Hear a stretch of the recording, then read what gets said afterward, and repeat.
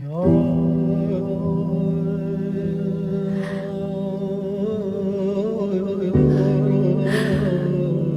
keldim.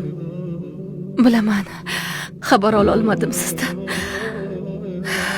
Bilasiz, uy ishlari, bola chaqa degandek. Shu kunlarda sizni ko'p o'yladim. O'ylab qarasam, xotiram o'chib ketibdi.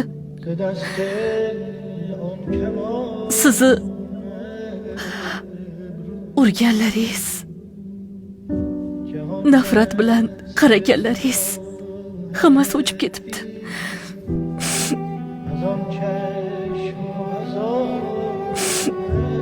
Lekin bittasi qoldi. Bittasi. Esizdami? Ovqat qilib bergandingiz. Nomini Ajabsanda degandingiz.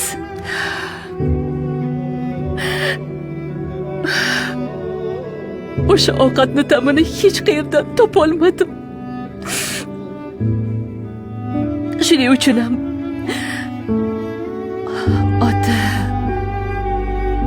ota deyisharkanda.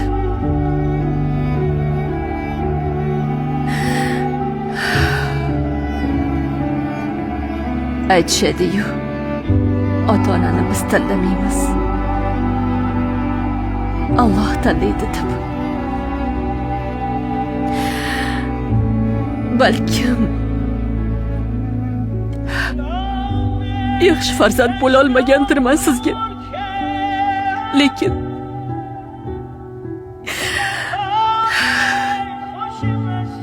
kechiring. Tinchlikmi?